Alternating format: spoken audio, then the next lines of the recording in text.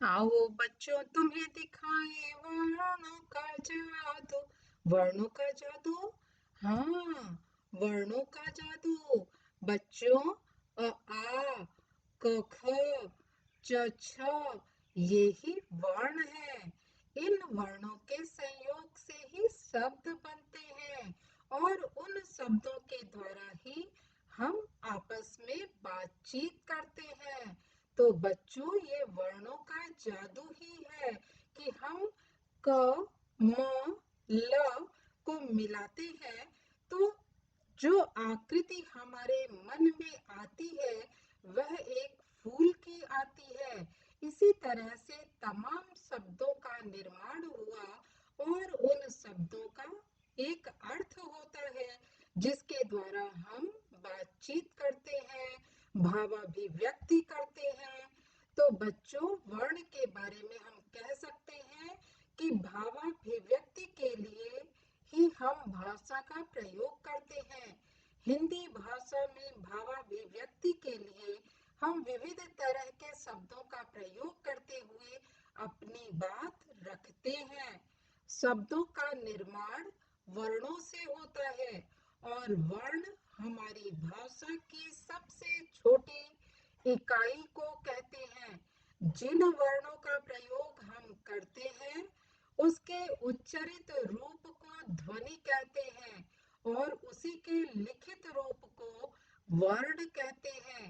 वर्णों का ही अध्ययन हम वर्ण विचार के अंतर्गत करते हैं। वर्णों के मेल से ही शब्द बनते हैं। इस तरह हम कह सकते हैं कि वर्ण भाषा की सबसे छोटी इकाई है। वर्ण विचार के अंतर्गत हम हिंदी वर्णों व उसके रूप, हिंदी वर्णमाला, वर्णों के भेद व वर्णों के उच्चारण को पढ़ेंगे। वर्ण की परिभाषा के बारे में हम कह सकते हैं कि वह सबसे छोटी इकाई जिसके और छोटे टुकड़े नहीं किए जा सकते वर्ण कहलाती है। बच्चों, हिंदी वर्णमाला को दो भागों में बांटा गया है। पहला है स्वर और दूसरा है व्यंजन। स्वर जिन स्वरों के उच्चारण करते समय हवा बिना मुंह में रुके बाहर आती है उन्हें स्वर कहते हैं। अर्थात स्वरों का उच्चारण कंठ से होता है, परंतु कुछ स्वरों के उच्चारण में उच्चारण के अन्य अवयव जैसे होठ और री के उच्चारण में जीभ भी भाग ले रही होती है। स्वरों के भेद। स्वरों के उच्चारण में हमें कितना समय लगता है इसके आधार पर स्वरों के तीन भेद किए जाते हैं जो निम्नलिखित हैं। ह्रस्व स्वर, दीर्घ स्वर, प्लुत स्वर।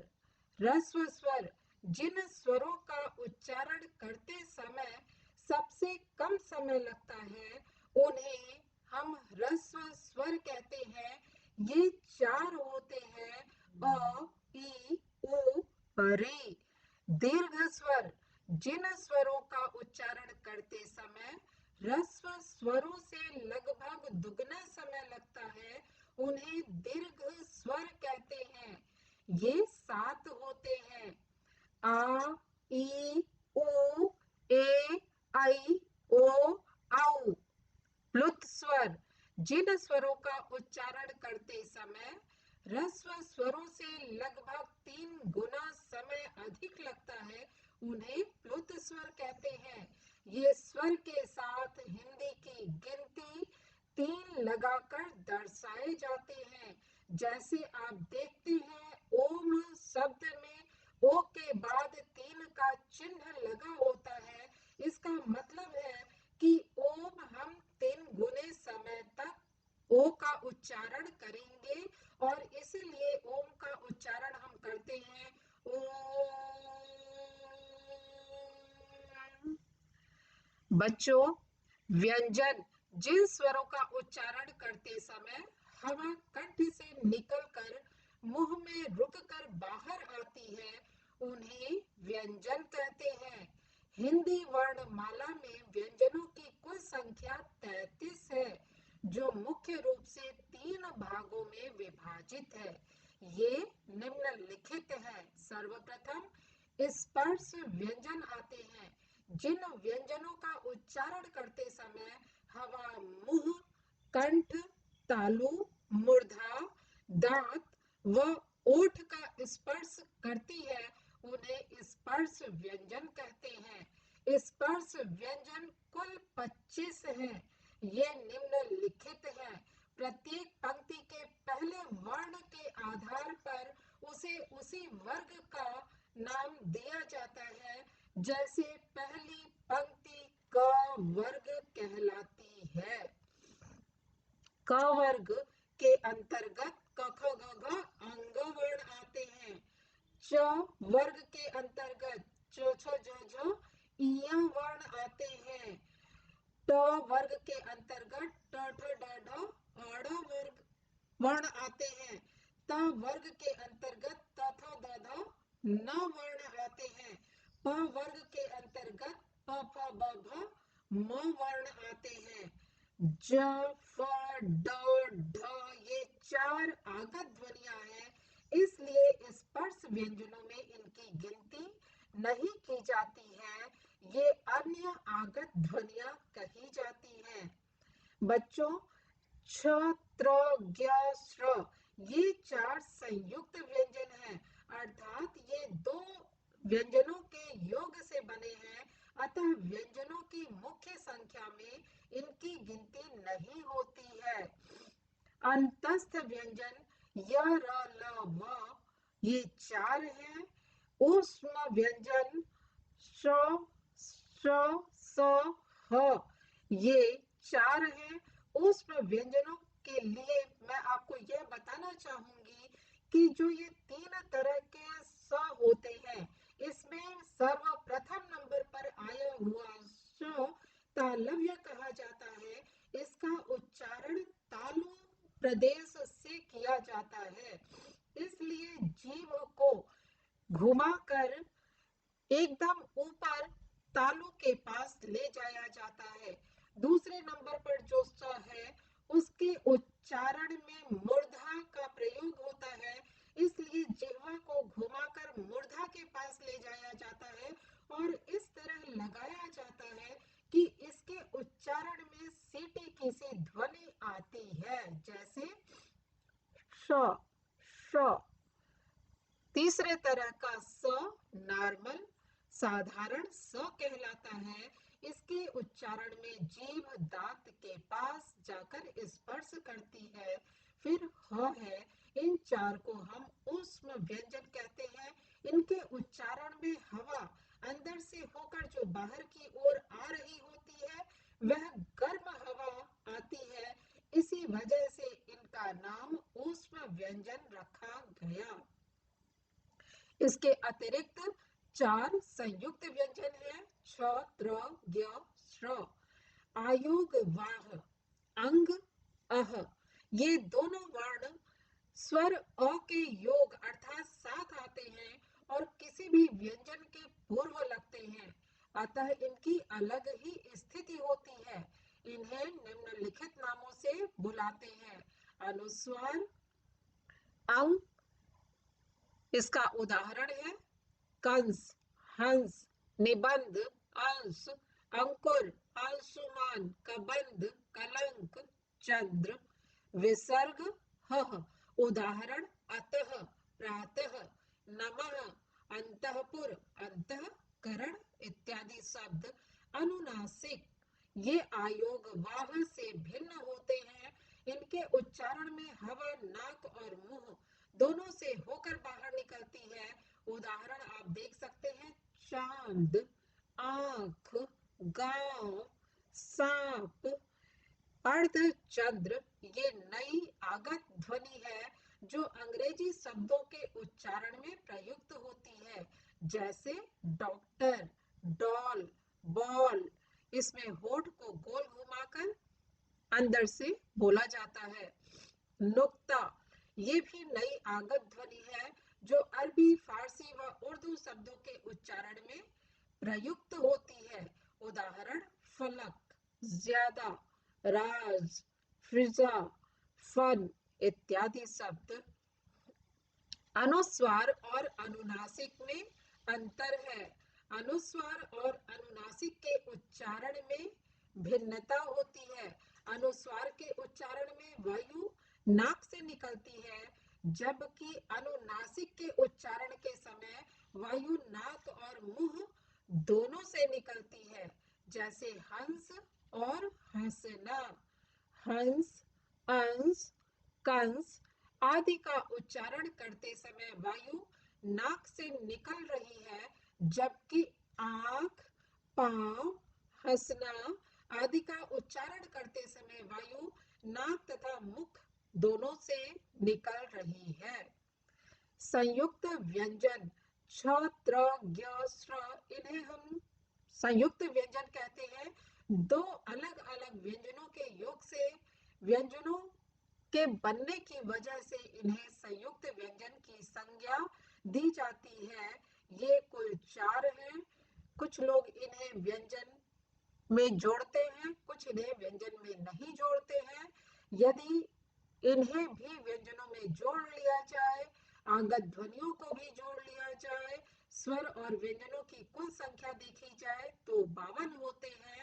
और यदि आप सिर्फ स्वर और व्यंजन को जोड़ेंगे तो स्वर 11, व्यंजन 33, इस तरह कुल 44 हुए। अगर संयुक्त आप जोड़ते हैं तो 48 हुए और 4 और आगत ध्वनियों को जोड़ेंगे तो कुल संख्या 52 होगी। बच्चों, कुछ और वर्ण हैं जो कि इकट्ठा 2 बार प्रयुक्त होते हैं।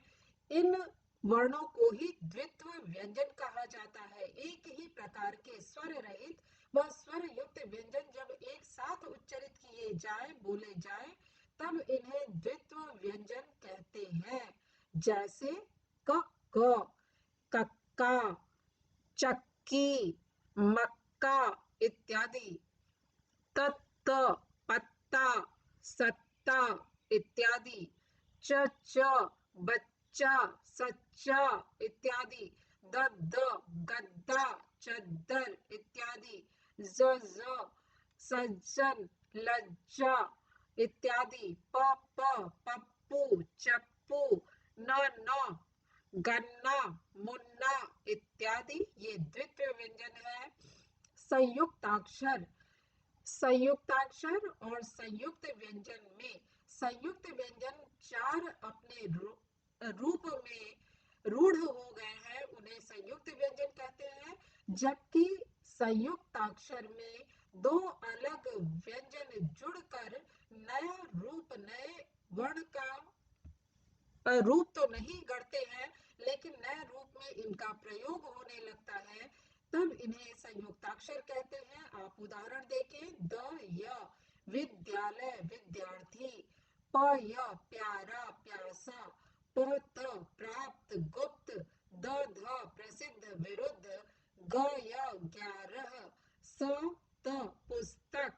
क, त, भक्त इत्यादि संयुक्त अक्षर कहे जाते हैं। संयुक्ताक्षर ये 2 भिन्न तरह के व्यंजनों को जोड़कर बनाए गए हैं। वर्णों का उच्चारण स्थान, स्वर और व्यंजन बताने के बाद मैं आपको बताना चाहूंगी कि सभी स्वरों का उच्चारण स्थान कंठ प्रदेश है, जबकि व्यंजनों का उच्चारण कंठ से लेकर मुख तक, होठ तक, जो अलग अलग बहुत सारे अवयव हैं जिन्हें कंठ, तालव्य, मूर्धा, दंत्य, ओष्ठ आदि नामों से जाना जाता है, इनमें अलग अलग जगहों से अलग अलग व्यंजनों का उच्चारण होता है, जिसे आप समझ सकते हैं।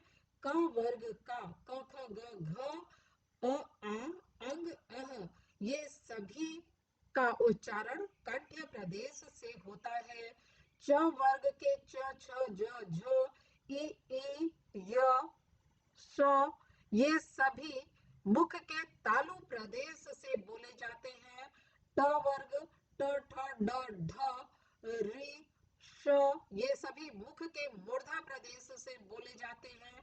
त वर्ग त थ द ध स, ये सभी मुख के दंत्य प्रदेश से बोले जाते हैं। प वर्ग प फ ब भ उ ओ औ, ये मुख के ओष्ठ्य प्रदेश से बोले जाते हैं। अंग इ ड न म, जो प्रत्येक वर्ग का पांचवा वर्ण है, इन्हें नासिक कहते हैं। क्यों? क्योंकि इनका उच्चारण नाक से होता है। कंठ तालव्य ए ऐ जो वर्ण है, इनमें कंठ और तालु दोनों प्रदेशों का इस्तेमाल होता है, इसलिए ए ऐ को कंठ तालव्य कहा जाता है। कंठोष्ठ्य, कंठ और ओष्ठ्य में आप देखेंगे ओ और औ आवाज गले से निकल रही है, लेकिन गले से निकलते हुए भी होठ थोड़ा गोलाकार आकृति बनाते हैं, तब हम ओ औ का उच्चारण करते हैं। व और फ, ये भी कंठोष्ठ्य है। दंत मूल र और ल का उच्चारण दांत के ऊपरी हिस्से, जहां दंत मूल है, जहां दांत मसूड़े से जुड़े हुए हैं, उन जगहों को जिह्वा टच करती है, इसलिए इन्हें दंत मूल कहते हैं।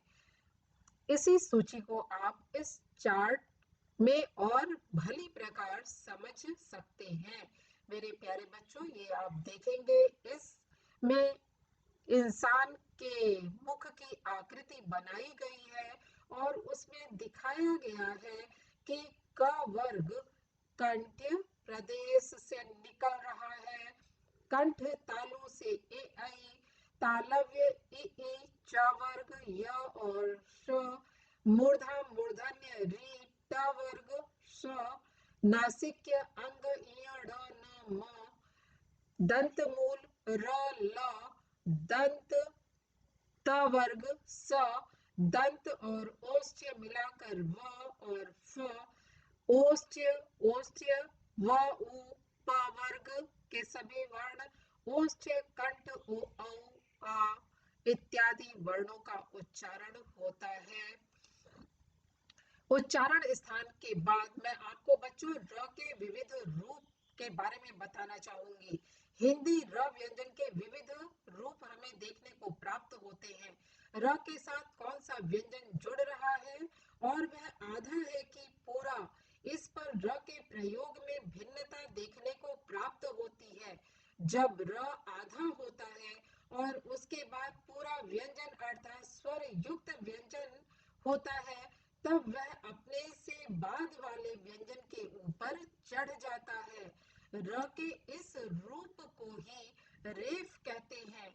जब र से पहले वाला व्यंजन आधा हो और र पूरा हो, तब वह व्यंजन को सहारा देने के लिए उसके साथ खड़ा हो जाता है और पहले वाले व्यंजन के पैरों में लग जाता है।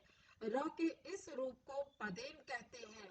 र के कुछ और रूप भी देखने को प्राप्त होते हैं। इस बात को हम इस सूची के माध्यम से समझेंगे। रेफ के उदाहरण कर्म, शर्म, वर्ग, वर्ष, धर्म, पर्व, स्वर्ग, चर्म, गर्म, मर्म इत्यादि। पदेन के कुछ उदाहरण आप देखें। द्रव्य, द्रव, क्रय, ब्रज, क्रम, ग्रह, ब्रह्म, श्रम, श्री। ट और ड के साथ र का प्रयोग भी पदेन के अंतर्गत ही आता है। ट और ड के साथ हलंत लगा रहता है और र का आधा रूप भी जुड़ जाता है। इस तरह इसका यह रूप बन कर तैयार होता है। उदाहरण ट्रक, राष्ट्र, ड्रम, ड्रामा, ड्रेस इत्यादि शब्द। बच्चों, वर्ण विचार को पढ़ते हुए अंत में मैं आपको बताना चाहूंगी कि अलग अलग वर्णों के संयोग से ही शब्दों का निर्माण होता है। जैसे आप देखेंगे, यहाँ मैंने उदाहरण में कृष्ण, गणेश, गजानन, आशीर्वाद, लिखित का विग्रह रूप विच्छेद करके रूप दिखाया हुआ है। क प्लस री प्लस च प्लस ड़ प्लस अ के संयोग से बना कृष्ण। ग प्लस ड़ प्लस ए प्लस च प्लस अ के संयोग से बना गणेश। बच्चों इसी तरह वर्ण संयोग में क प्लस आ प्लस ज प्लस अ प्लस ल प्लस अ के संयोग से बना काजल। स ज स ज ज अ न अ के योग से बना सज्जन। इस तरह आप देखते हैं कि वर्ण संयोग और वर्ण विच्छेद को किस तरह से हमें जोड़ना है। अगर व्यंजन है तब हमें व्यंजन के नीचे हलंत लगाना है, स्वर अलग से लिखना है। यदि व्यंजन पर कोई मात्रा लगी हुई है तो वह मात्रा, उस मात्रा का लिखित रूप क्या है, वह लिख करके ही हम वर्ण विच्छेद करते हैं। मेरे प्यारे बच्चों, हिंदी वर्णमाला के अंतर्गत आने वाले शब्दों को आज आपने भली प्रकार समझा है।